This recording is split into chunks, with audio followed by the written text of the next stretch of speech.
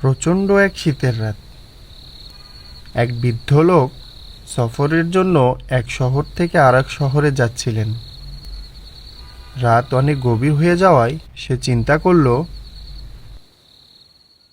সামনে একটা মসজিদ দেখা যাচ্ছে, যাই আজকের রাতটুকু এখানেই কাটিয়ে দেই। ফজর পরে আবার সফরের উদ্দেশ্যে রওনা দিব। এই বলে বৃদ্ধ লোকটি মসজিদের একপাশে বিশ্রাম নিচ্ছিল। মসজিদের দারোয়ান এটা লক্ষ্য করল। তৎক্ষণাৎ দারোয়ানটি সেই বৃদ্ধ লোকের কাছে গেল।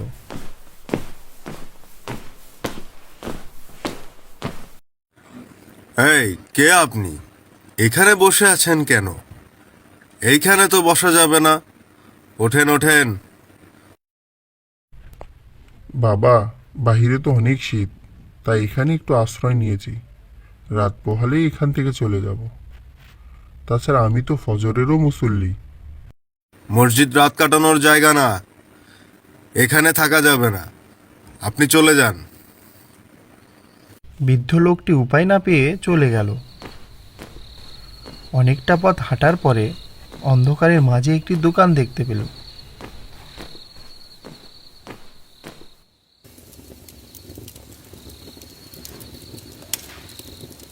বাবা, আমি কি তোমার দোকানের সামনে বসে একটু আগুন পোহাতে পারি? এতে তোমার কোনো সমস্যা হবে না তো? চাচা, এ আপনি কি বললেন?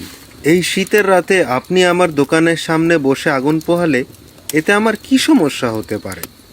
আমার কোনো সমস্যা হবে না। চাচা, আপনি এখানে বসুন। আগুন পোহাতে পোহাতে বৃদ্ধ লোকটি অনেকক্ষণ যাবৎ সেই রুটি বিক্রেতা যুবকটিকে লক্ষ্য করছিল। যুবকটি আটার খামির তৈরি করে আর বলে, আস্তাগফিরুল্লাহ। খামিরটাকে গোল গোল আকৃতি দিয়ে আলাদা করে রাখে আর বলে, আস্তাগফিরুল্লাহ। আবার রুটি তৈরি করে আর বলে, আস্তাগফিরুল্লাহ। এ দৃশ্য দেখে বৃদ্ধ লোকটি কৌতূহলবশত যুবককে জিজ্ঞাসা করল, বাবা, তোমাকে সেই শুরু থেকে দেখে আসছি, তুমি কাজের ফাঁকে ফাঁকে বলছো আস্তাগফিরুল্লাহ। তুমি এতবার ইস্তেগফার কেন করছো? এটার কি বিশেষ কোনো কারণ আছে? চাচা, ইস্তেগফার করা হচ্ছে আমার সব থেকে প্রিয় আমল। আমি সব সময় চেষ্টা করি ইস্তেগফারের সাথে আঠার মতো লেগে থাকতে। সবসময় এরকম ইস্তেগফার করার কারণে আমি এই পর্যন্ত যত দোয়া করেছি তার সবই আল্লাহ তাআলা পূরণ করেছেন, শুধুমাত্র একটি দোয়া ব্যতীত। কি সেই দোয়া বাবা? আমি শুনেছি ইমাম ইবনে হাম্বল জগৎ বিখ্যাত একজন মুহাদ্দিস। তার জ্ঞানের গভীরতার কথা শুনে আমার খুবই ইচ্ছে হয় তার সাথে একদিন সামনাসামনি দেখা করার, কিন্তু আমি জানি এটা সম্ভব না। তবু আমি প্রতিনিয়ত ইস্তেগফার করে আল্লাহর কাছে দোয়া করে যাচ্ছি, আল্লাহ যেন আমাকে ইমাম ইবনে হাম্বলের সাথে দেখা করিয়ে দেন।